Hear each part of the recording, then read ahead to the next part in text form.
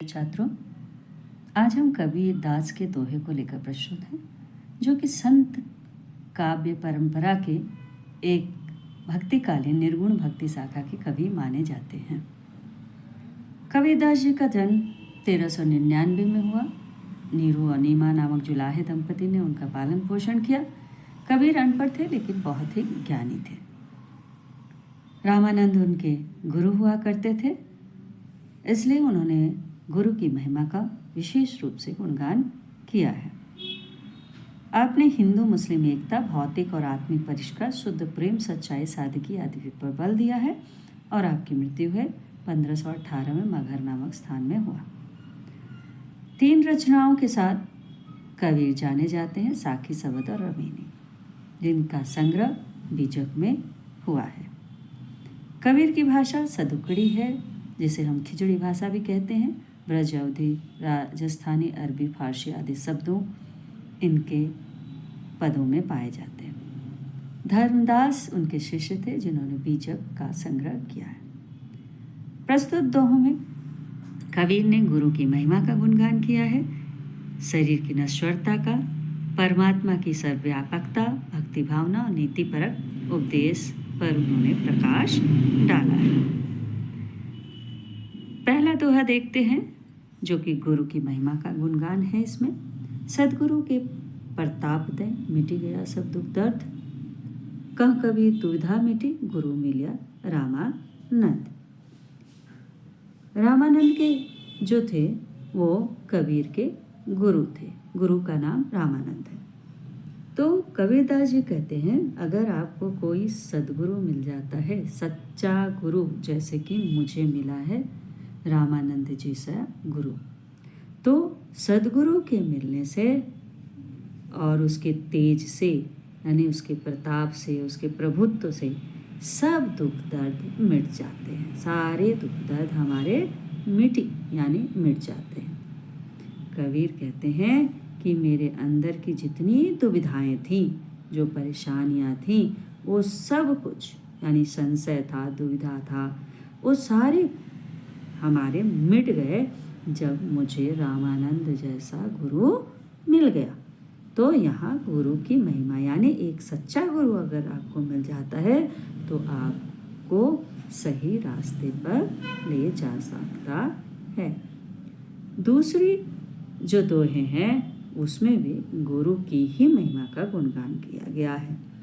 गुरु गोविंद दो खड़े, गुरु और गोविंद, गोविंद यानी ईश्वर, दोनों ही खड़े हैं। काके लागू पाए, मैं किसके पैर, पाए यानी पैर, मैं किसके पैर पड़ूं, किसके पैर करूं, यानी किसे मैं नमन करूं।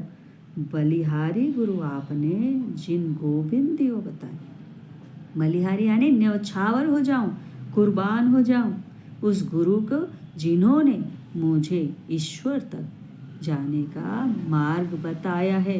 यानी गुरु ऐसा होता है जो हमें सच्चे मार्ग पर ले जाता है।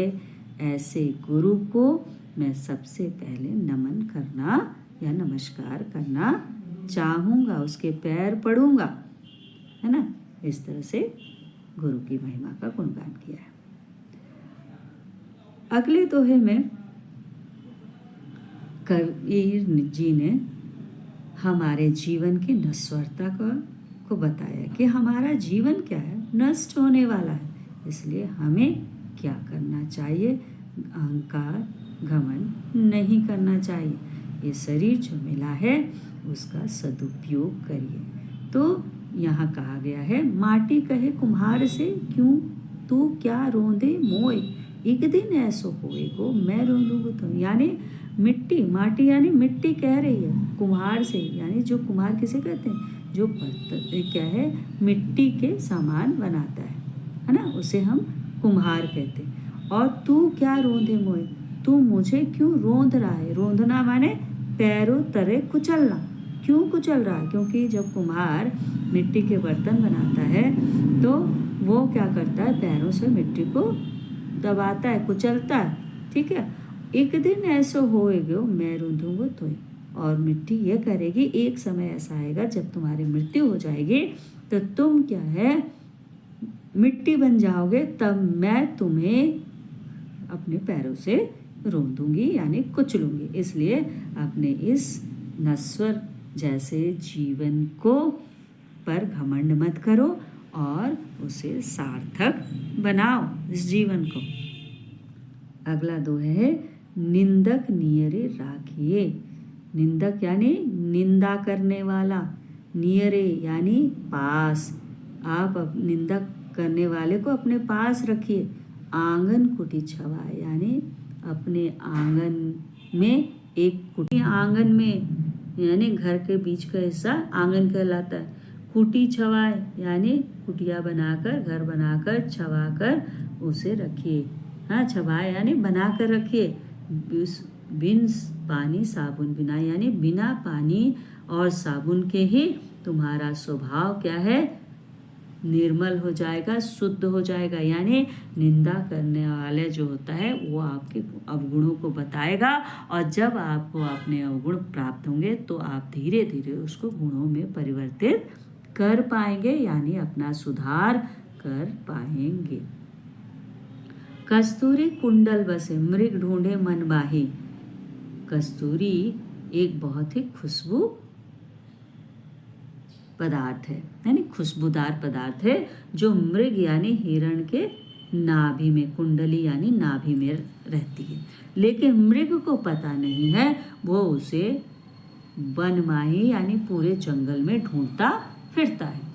ऐसे ही कविता से कहते हैं कि राम नाम जो है घटी घटी हर जगह व्याप्त है। दुनिया के हर हिस्से में क्या है, वो मिलता है, उसका निवास है, प्राण हर जीव के आसपास है। लेकिन वो जीव क्या करता है उसे पता नहीं है, और वो चारों तरफ उसे मंदिर, मस्जिदों और तमाम धर्म स्थानों में ढूंढता फिर रहा है।